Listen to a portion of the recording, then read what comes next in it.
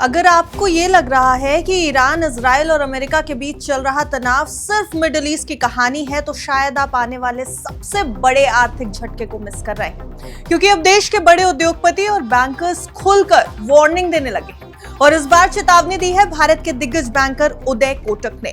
उन्होंने साफ कहा है कि असली शॉक अभी आना बाकी है और उसका सबसे बड़ा असर भारत की इकोनॉमी और मिडिल क्लास पर पड़ सकता है। उदय कोटक का यह कहना है कि दुनिया एक ऐसे दौर में एंटर कर रही है जहां एनर्जी प्राइसेस, ऑयल सप्लाई और ग्लोबल ट्रेड रूट्स कभी भी अनस्टेबल हो सकते हैं। और अगर मिडिल ईस्ट क्राइसिस लंबा खिंचा तो भारत जैसे देश पर सीधा असर पड़ेगा, क्योंकि भारत अपनी जरूरत का एक बड़ा हिस्सा क्रूड ऑयल इंपोर्ट से पूरा करता है।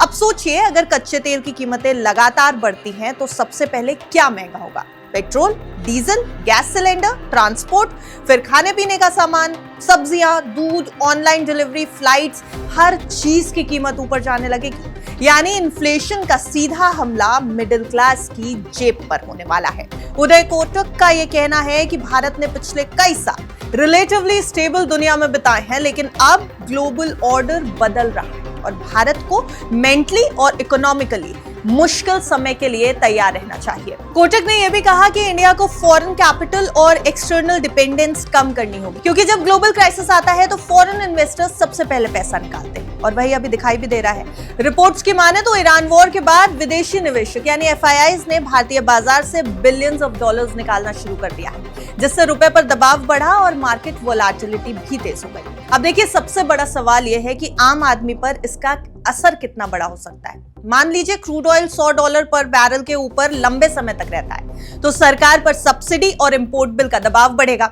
फिस्कल डेफिसिट बढ़ सकता है। आरबीआई को इन्फ्लेशन कंट्रोल करने के लिए इंटरेस्ट रेट्स लंबे समय तक हाई रखने पड़ सकते हैं।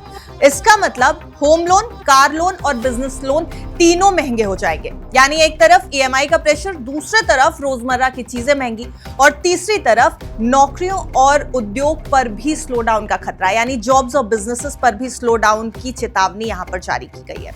अब यही वजह है कि पिछले कुछ दिनों से सरकार भी लगातार लोगों से अननेसेसरी इंपोर्ट्स और लग्जरी स्पेंडिंग कम करने की अपील कर रही है। यहां तक कि गोल्ड इंपोर्ट्स को लेकर के भी बड़ा कदम उठाया गया है, क्योंकि भारत का इंपोर्ट बिल तेजी से बढ़ रहा है। My view is we should prepare for paranoia before the event, and we must hope that tough times do not come or remain, but we must prepare for the worst.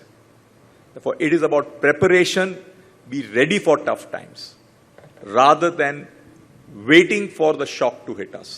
And in many ways, the Prime Minister said, what would that look like?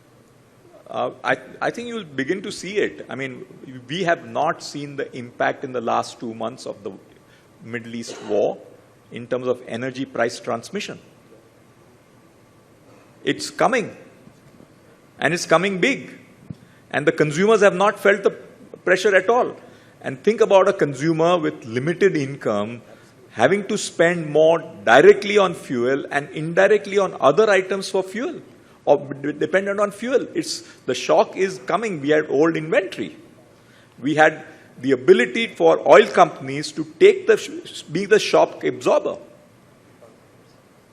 And it's a large amount of money. Therefore, I don't think you're very far away from the shock, unless, and this is where I don't have an answer, and I suppose none of us have an answer, or probably if there is anybody else in the world who has an answer, unless Iran war stops tomorrow morning. And we have been hoping for it from February 28. ऐसे में उदय कोटक ने एक और बेहद interesting सी बात कही है, वो भी जानना जरूरी है। उनका कहना है कि भारत में बहुत ज्यादा विष्णु है, यानी हम प्रिजर्व बहुत ज्यादा करते हैं, लेकिन ब्रह्मा यानी क्रिएशन और महेश यानी ट्रांसफॉर्मेशन की जरूरत है। यानी कि माइथोलॉजिकल एग्जाम्पल के थ्रू मार्केट्स को समझाने की कोशिश की गई है। मतलब भारत को अब सिर्फ स्टेटस को नहीं, बोल्ड रिफॉर्म्स, इनोवेशन और टफ डिसीजंस की जरूरत है, क्योंकि आने वाले समय में सिर्फ ग्रोथ का नहीं, सर्वाइवल और रेजिलियंस का भी मौका सामने रहेगा। अब इमेजिन कर लीजिए, अगर स्ट्रेट ऑफ हॉर्मुज जैसे रूट्स लंबे समय तक डिस्टर्ब रहे, जहां दुनिया का बड़ा ऑयल ट्रेड गुजरता है, तो ग्लोबल फ्यूल सप्लाई चेन कितनी तेज हिल सकती है। और उसका एक एग्जांपल हम हाल के दिनों में देख भी रहे हैं।